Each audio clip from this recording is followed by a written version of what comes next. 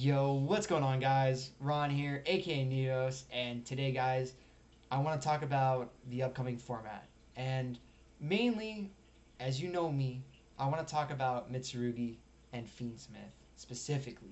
So, Habakiri 1, no more Herald, right? So, big hits in the whole ritual, options for us, right? So, you can't play like Ultimate Slayer, send, target a synchro, send the Herald, search Habakiri anymore. You're going to be opening Habakiri less in your opening hands. So the real question is, guys, is Mitsurugi dead? Is it time to hang up the coat? Put the snakes away, put them back in their box. No, it's not, and neither for Fiendsmith either. This deck is still incredibly powerful, guys, and I'm going to talk to you guys about it today. I literally just came back from locals. I've been playing a lot of people still playing current format with full power Draco Tail, full power Yummy, and I've been playing post ban list the entire time, and I have not lost a single game against any of the meta contenders. Not a single game. Every Draco Tail, every Yummy. I've played against Cool Tune. I've played against everything, right? I've played against Vanquish Soul Canine. It doesn't matter. I've won all of them at least 2-1, if not 2-0. Beat them. This deck is still incredibly powerful. It still sets up an basically invincible end board. And on top of that, the recursion in this deck that you all know it for is basically impossible to stop. I literally won a game today with just Fiendsmith cards. I opened my hand. I had Trap, Fiendsmith Engraver, Tract, and Lacrima. And I think like another card. I think like Fallen in the Virtuous, I'm pretty sure. So those 5 cards, and I was able to luckily go first, but set up full Fiendsmith board, passed my opponent with Fallen in the Virtuous, DDD, and basically win out the game over 3 turns. Or 3 total turns for me to play. So 6 turns in total. Or 5 turns, I apologize. 5 turns in total. Over 5 turns, I was able to grind Fiendsmith, send monsters off of his field, and win the game. So, enough of me yapping. Been yapping a lot. Here's the deck, guys. If you look at it, it's basically the same. There's been basically no changes. Excuse me. The only thing is that Habakiri here is really at 1. I will say it is very difficult now in the grind game when you only have 3 ritual monsters. You're not able to search those extra Habakiris later. You run out of search targets a lot faster. I consider playing another ritual spell. There's really no point, trust me. There are no other... I looked through all the Mitsurugi cards. I'm like, surely there's something else that we can play. We could play Magatama. It's really not that good. It doesn't help you start. It doesn't help you extend. You could play Sacred Boundary. This doesn't help you start. It doesn't help you extend. It's just for the grind game. Tempest. If you have a Mitsurugi spell, ritual spell in your graveyard, tribute 3 monsters whose original names are the 3 that you can read on here. Make your opponents back to the banish, their 8 cards from, the different various spots. There's nothing here, guys. Those are really the only options, right? We could play more Murakumo. We could play more Futsu, which I definitely don't recommend. If you're going to play more of anything, I would play like double Murakumo. Maybe that's an option, but no point, guys. No point. If you look in the bottom here, there have been 2 additions to the deck in Manju. Manju is a fairy that says normal summon or flip, add a ritual monster or ritual spell. So the reason that this is so important is that he can be the other half if you have it already. Let's say you have ritual spell. That's cool, add ritual monster. Let's say you have ritual monster, but you don't have ritual spell. You have the option to get to ritual spell. So, the other option you have is Lamia. Lamia says, if this card is normal special, add a level 8 reptile monster from your deck to your hand. That is all it does. If it gets banished, you can make a reptile undestructible by card effect on the field until the end of the next turn. Does not matter. You're never getting it banished. It doesn't come up. You'd have to like play Lizardos, banish it, and there's really no point, right? We have no room. We were playing Fiendsmith. So, Manju gives you multiple pieces of utility. He's your dedicated normal summon as well, which is also very powerful. And if you see him, you get to save your Aramasa, right? So that way, if you see this, instead of like if you have like a normal summon Aramasa, and then you have to tribute the other Aramasa for your effect to ritual summon, you're kind of just like eating a body, just for the sacrifice, and he's not giving you any reward. This will give you the reward, right? It's obviously it's not a reptile that you could tribute, but like I said, it just gives you that ability to save your other reptiles and have that dual purpose utility. So, anyways, outside of that, guys, we're still playing the same Fiendsmith engine. If you notice, I've cut Fallen on the Virtuous now down to 2, and I'm playing 2 Albion. So, the big thing here, this card is very strong. I still want to play it at 3. The issue is my ratio of starters and extenders to not necessarily just bricks, but total engine and capacity, right?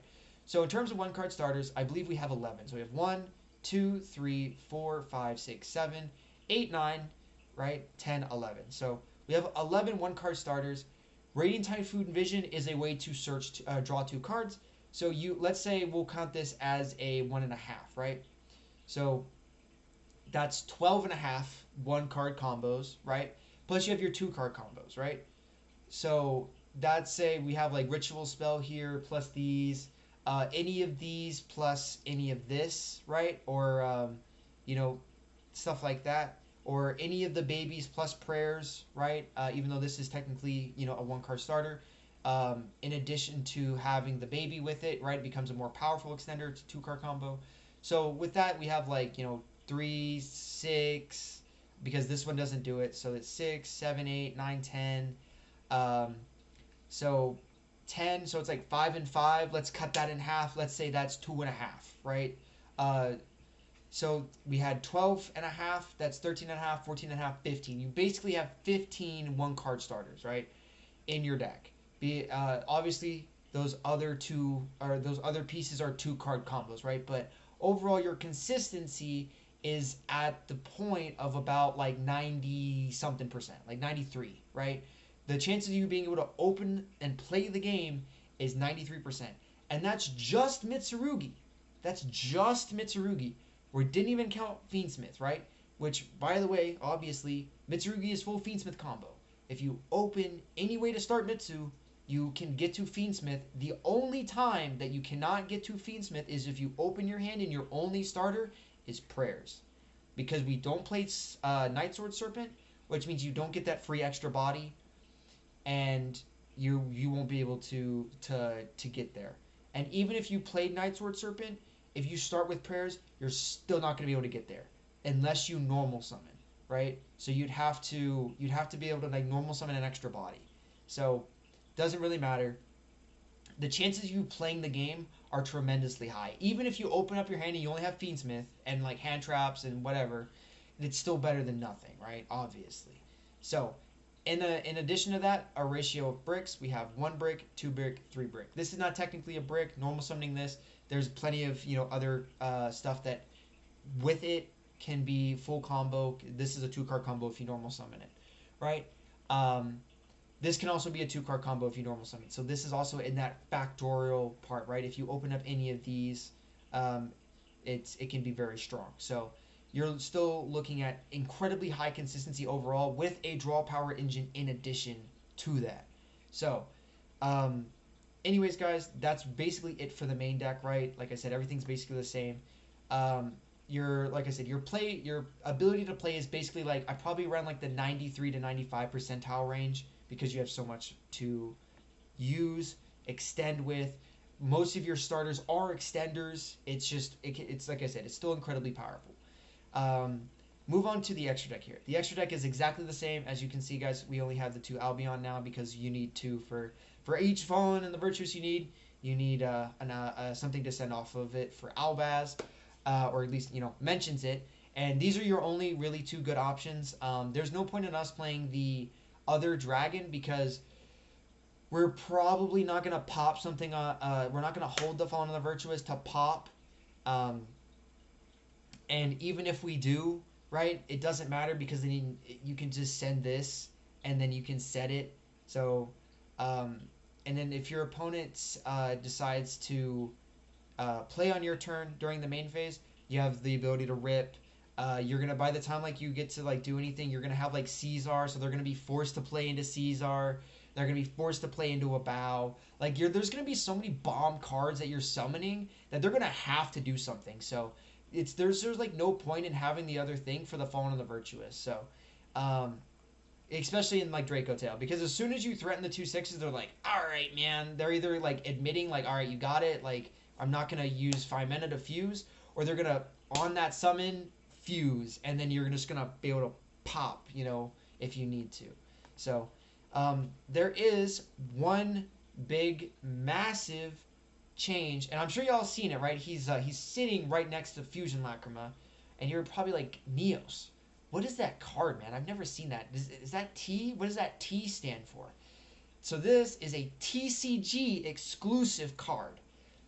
It's a Dark Fiend monster, and his name is Loose the Dusk's Dark. This is an absolutely phenomenal card. I'm gonna go ahead and hover off it real quick. Don't go back. Don't read it yet. I want to read it to y'all. I think this card is absolutely phenomenal. I think it's absolutely insane, and I think that in the grind game specifically, this card is broken, and I mean that wholeheartedly.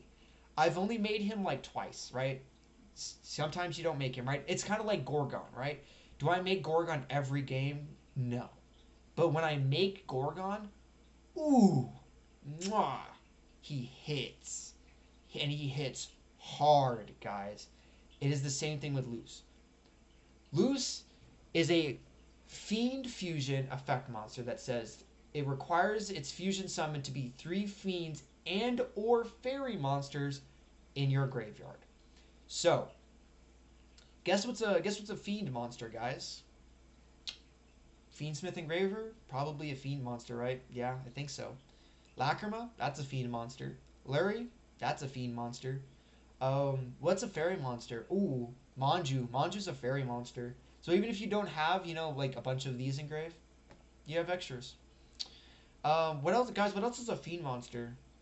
Ooh, DDD Wave High King Caesar is a fiend monster, guys. Abawa Q is a fiend monster. Obviously, Lacrima's a fiend monster. Obviously, Desiree's a fiend monster.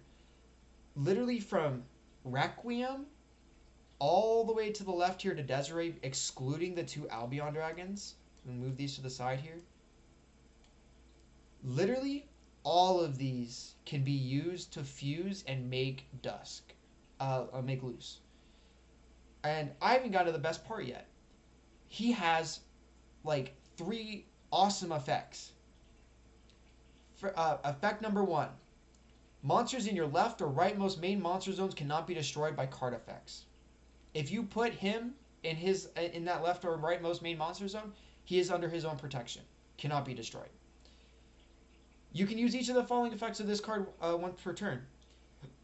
Target 1 card your opponent controls. Doesn't matter.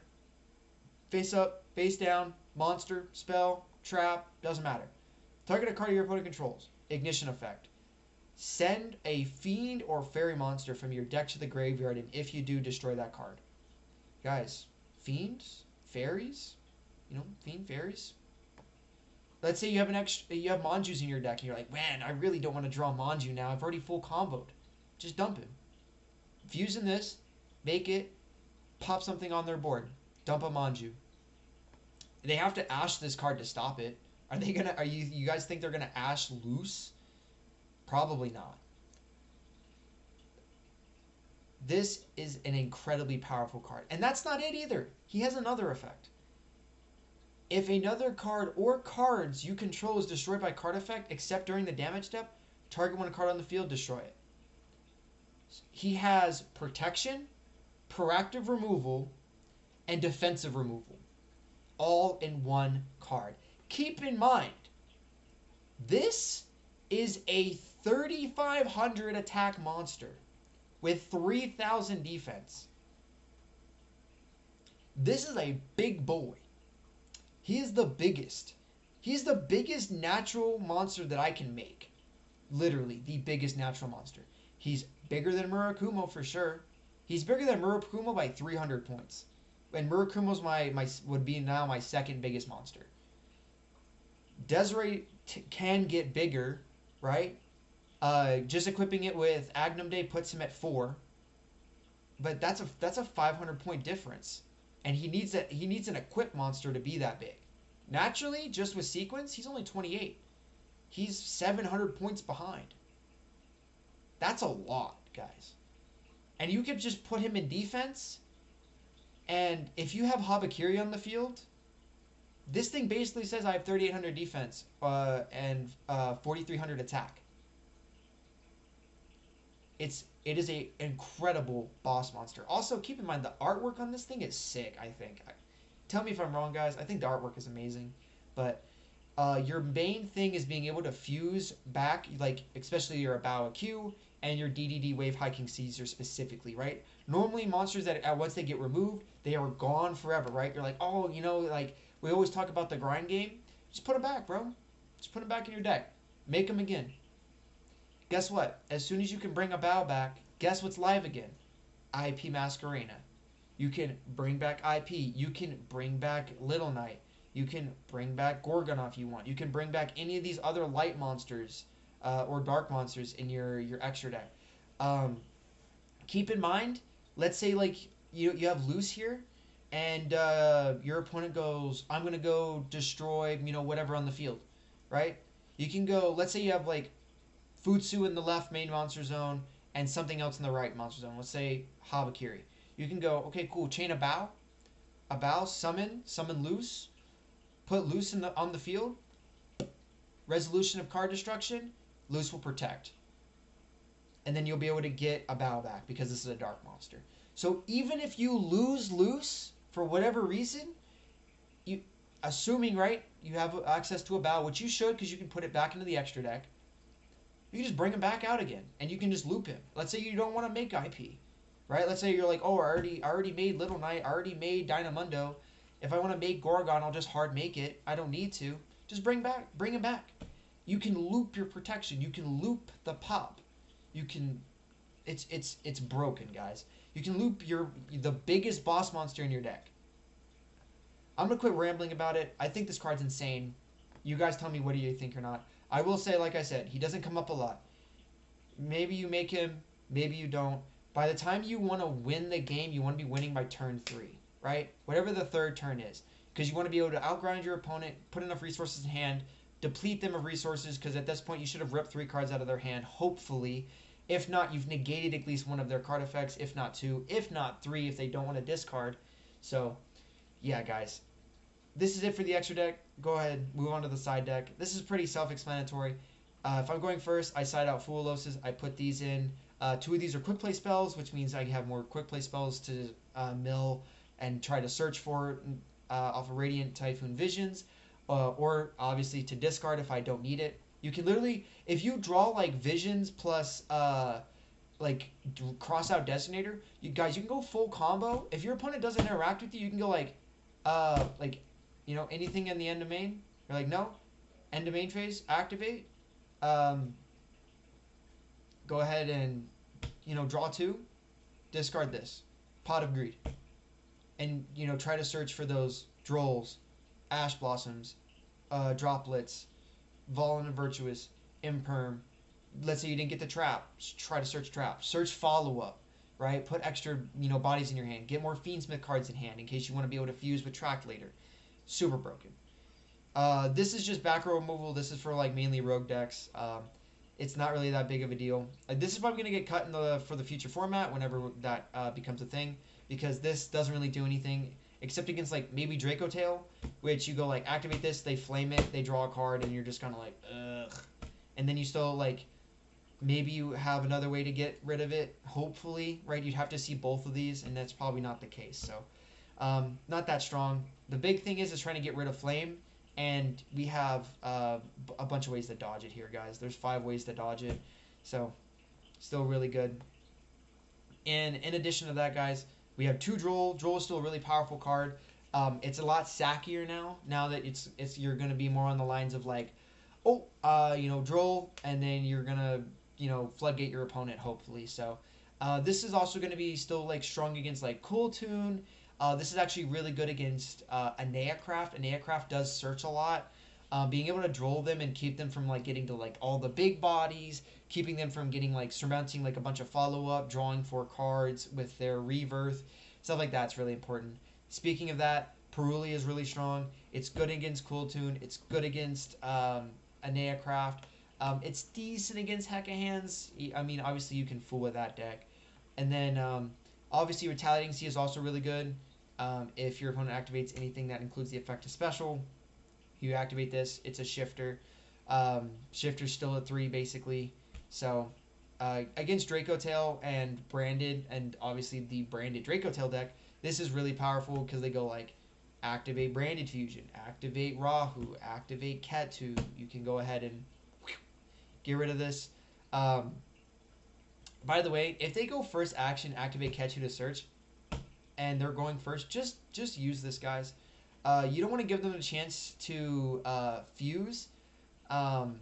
If they're going to fuse, right, they're gonna do it like right on that. Like you go like they go like Ketu, and then like you chain this, they'll chain 5 mana, right? At that point, you're probably already like you were just gonna lose this anyways, right? There was no point. There's no point waiting for them to 5 mana and then like try to Rahu, because the last thing that they should be doing is 5 manaing to fuse, and by that time like you're not gonna get any value out of this. So if their first thing is like activate Ketsu to search, just boom, hit this. If they go normal summon Lucius, whatever his name is, boy Luke, and then they search 5 mana, and then they activate a fusion spell, activate this anyways. At least force them to, chain the 5 mana, rip, resources out of their hand if you can, and, maybe it'll work out in your favor, right? Forcing them to fuse with 5 mana early is not necessarily a bad thing, because it's going to mess up their line. So, like I said, you might as well. They're still going to pop this with Gulamel, right? But anyways, it's better than nothing, right? So, they're not going to bounce this back to your hand with Arthur-Lion, because this is not once per turn. If you have this, you can activate this multiple times in your hand if you have both. I've done it. So, the last card of the deck, Wosu. Wosu's not really that important, guys. I'm going to be honest. He doesn't come up basically ever. He's just there kind of like for like Lunalight, or like, decks that put up like a really big monster that's like tower-esque like, or a tower specifically. He's just kind of in there as a placeholder right now. I'm trying to figure out what I'm going to do with him. So don't get me wrong, this is still a very powerful card, but just not incredibly needed. So, and also, guys, before we go any further here, that's basically it for the deck. I do want to showcase how strong, like I said, this deck still is. So, assuming we're going second, we have Ash Blossom. Not great. We only have one piece of interruption. But we have starter, extender. Not bad, right? Go ahead and surrender. Rematch here. Let's see what else we get. We have a starter here. We have another starter. I think best case scenario here, you would just go draw phase. You would activate prayers. No tribute. If your opponent does anything, so be it, right? Bite the bullet and just normal summon Lacrima. Unfortunate, but you can't really afford divisions here. Like, we'll just do it just for the fun of it. I'm not gonna activate this. Draw 2. Like, look at this. See, I lost all of my Mitsurugi. My whole Mitsurugi line is gone now, right? All I have is Fiendsmith, and it's a double normal summon. See, so no point. So go ahead, surrender. All right. So go on to the next one. So we've got starter slash extender. Going second, we have Fuelos. We can at least try to like bait an Ash Blossom. Still pretty strong. Let's see here. Go ahead and see what we have. This is actually not bad. Like, it's not great. Going second, right, we have Fuelos. We have Visions, and we have a guaranteed discard. So we can draw 2. Discard the Visions here. This is not an ideal hand, obviously. What I would recommend here is you would normal summon Saji. If Saji resolves, you would search prayers. Go, use prayers to tribute Saji, summon out Kusanagi, um, and then you could add back prayers to have it as follow up, because on your opponent's turn you can go prayers, tribute the what's it called? Tribute Kusanagi, search any ritual monster, or you could search Aramasa if you wanted to, but I would recommend searching ritual monster at that point. And then you could special Saji, chain block Saji by adding back prayers with Kusanagi. That would be your best case scenario there.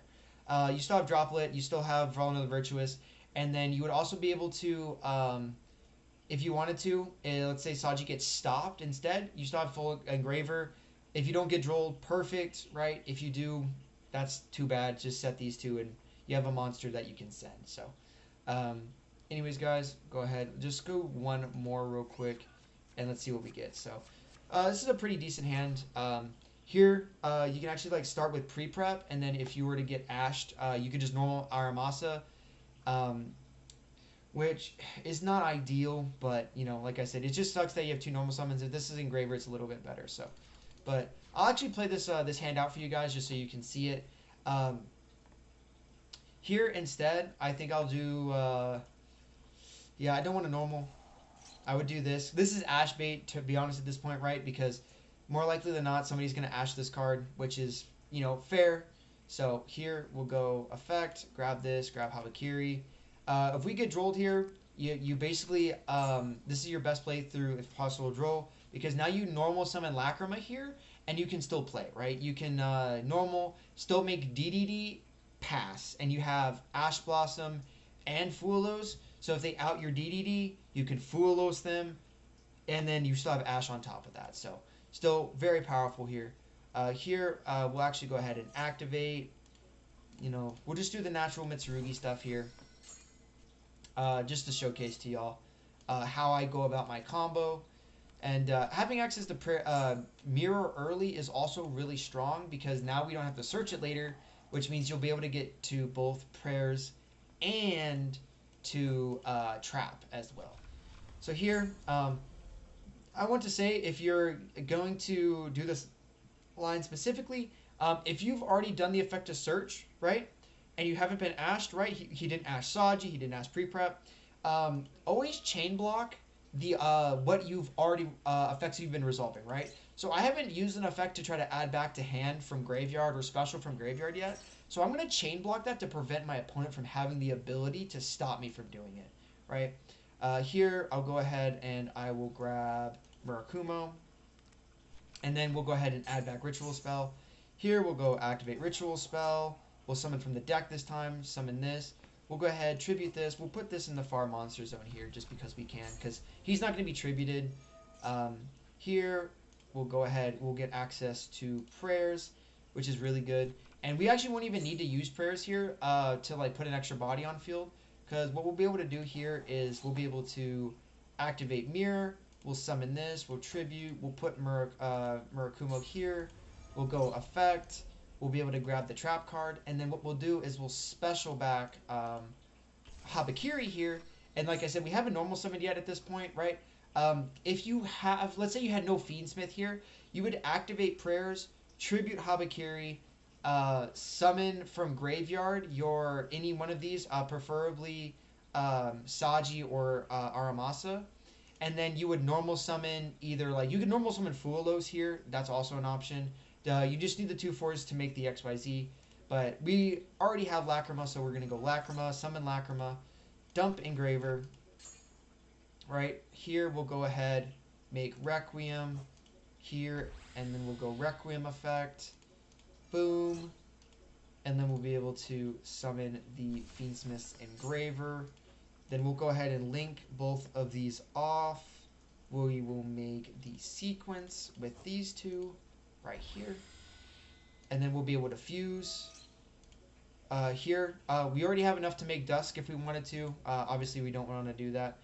We have 4 Fiends in graveyard, so what we're going to do is we're going to make always make Lacrima. Lacrima is your best case to make, and then here we'll go ahead and put these two back. These are your two best ones to put back. You want to leave the Engravers, they don't really do anything for you. unless you have Tracting deck, which we do, but not necessarily needed at this point. So we're going to go ahead, bring back Engraver. Alright, we'll special summon it. You could add it here instead, so you could do track for Lurie, put Lurie on the field to have an extra light Fiend Engrave, so you could burn your opponent twice.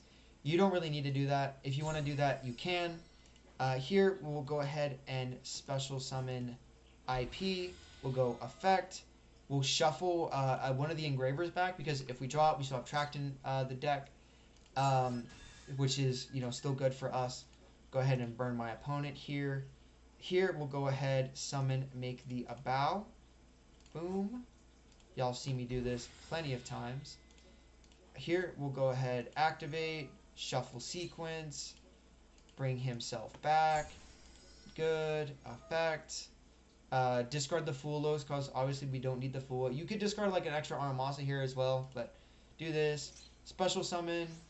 Go ahead, special this guy. Boom. I would recommend putting DDD in the EMZ just to like clear space. It will conflict with IP later on, which is unfortunate, but not really that big of a deal, to be honest. Here, we'll set 2 cards. We have Ash Blossom. We'll go end phase here. We'll bring back. And obviously, this is what we'll pass on. So, I want to talk about this board. Y'all have probably seen this board similarly before. I know I've showcased combos for this deck before.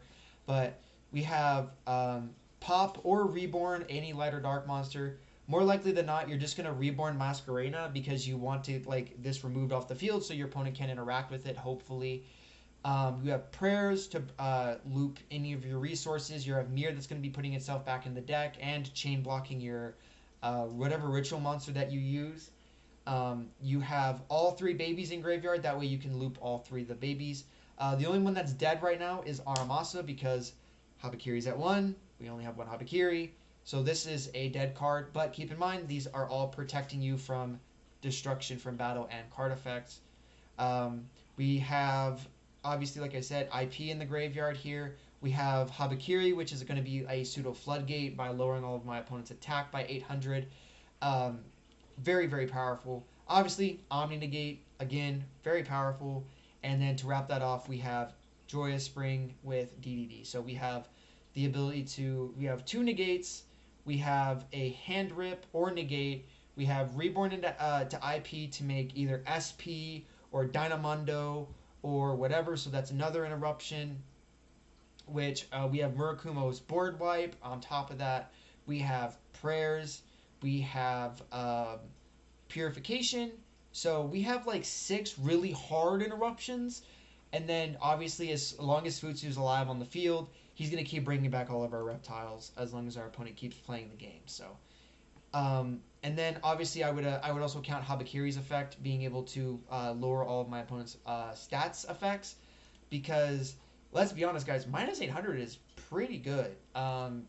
It just makes things so hard to beat over, because like you need like 2800, you need to be at 36 to crash with a bow or crash with DDD. There's very little things that you can make. So in the Draco Tail matchup, I like making or bringing back Habakiri because they can't like battle phase threaten anything with Gulamel or Arthalion because they're too small. They're 2200 or 2000 because of Habakiri. So keep that in mind. That's always an important thing. Obviously, if Ash Blossom wasn't in hand, that's fine. And keep in mind that we have an extra discard here in the Aramasa that we didn't use. And we're also going to be able to add follow-up off of Prayers because, Prayers, tributing monsters, they're going to be able to search. You can go ahead and add, whatever back to hand or search, an extra, redundant ritual spell that you've already used. That way you're going to be able to access fodder for a bow no matter what. Even if we had no cards in hand, all you need is either Purification or you need Prayers to resolve. Either one of those resolving, assuming that obviously the monster after it that it tributes resolves or monsters, you're going to have a bow alive. And keep in mind, a bow also has the effect, in addition to with the rest of the stuff on the board, if they do not get rid of it during your next standby phase, draw cards equal to the number of different monster types in your graveyard, then place from your hand on the bottom of the deck the same amount of the cards you drew. So we have let's say we didn't have Fuelos, right? Because that was one of our discards. We have a Cybers, a Reptile, and you're gonna have a Fiend monster, right? So just with those three, right? That's three cards. You're gonna be able to look at three cards, put three cards back. We have Fuelos, that's four. If we hand trap our opponent with Ash Blossom, that's five cards. We're gonna be able to look at five cards from after we draw for turn. So we're probably gonna have like 3 or 4 cards in our hand, right? Again, cards that probably are just like Mitsurugi stuff that we don't need. The Mirror, the Extra Ritual if we had it, the Aramasa maybe. You can draw 5 cards, put those redundant cards that you don't need back. Maybe you draw like Engraver, maybe you draw Tract, maybe you draw Lacrima again, maybe you draw Radiant Typhoon Visions, maybe you draw Board Breakers, or there's just so many good cards that you draw. So, anyways, guys, quit yapping. All right, that's it for the rest of this video, guys. I really do hope that y'all enjoyed it. Go ahead, just put this back on the screen. I'm gonna leave myself small so y'all can take one last glorious look at this deck. And let me know, guys, what do you think? Am I coping, right? I want y'all's honest opinion. Do you think I'm coping with this deck? I still think this deck is incredibly powerful. Like I said, I've been doing super well with it. Haven't been losing with it at all. And, yeah, guys, I think it's still posed to be a great meta threat for this next coming up format. It's just so powerful, and there's so much that it can do. So, anyways, guys, don't forget, like, comment, subscribe, hit the post notification bell. That way you know when I post more content. And I will catch y'all in the next one. Peace.